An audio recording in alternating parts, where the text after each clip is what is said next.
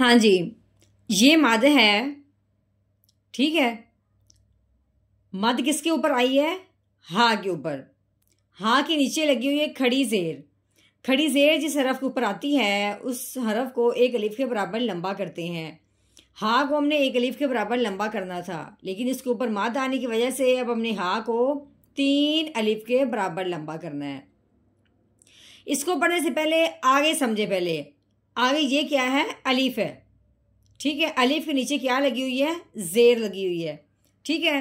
अलिफ के नीचे जेर है। अब यहाँ बात समझने वाली है कि अलिफ के ऊपर जबर आए, अलिफ के नीचे जेर आए, या अलिफ के ऊपर पेश आए, या जज़म आए, शद आए, जो भी आए, उस अलिफ को अलिफ नहीं पढ़ते, उस अलिफ को हमजा पढ़ते हैं। अब इस अलिफ के नीचे जेर आने की वजह से इस अलिफ को अब हमने क्या कहना है? हमजा कहना है। तो बात यहाँ ये है कि मद के फौरन बाद अगर हमजा आ जाए, अब इसको हमने हमजा बनाया है, अलिफ को हमजा बनाया है, मद के फौरन बाद क्या आ गया? हमजा आ गया।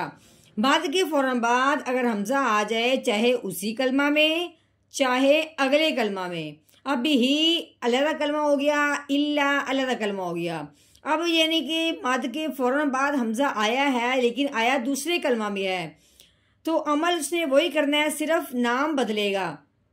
क्योंकि मद के फौरन बाद अगर हमजा आ जाए उसी कलमा में, तो फिर उस मद का नाम होता है मद मुत्तसिल, यानी कि हमजा उसी मद के साथ मिला हुआ था। अब ये हमजा आया है दूसरे कलमा में, अगले कलमा में, अब इस मद का नाम हो गया मद मुनफसिल, यानी कि इनमें थोड़ा सा फासला है लेकिन दरमियान में कोई हरफ नहीं है। फासला हो या ना हो उसमें कोई फर्क नहीं आता, सिर्फ नाम का फर्क आता है। लेकिन इस मद को 4 अलिफ के बराबर लंबा किया जाएगा इस हमजा की वजह से।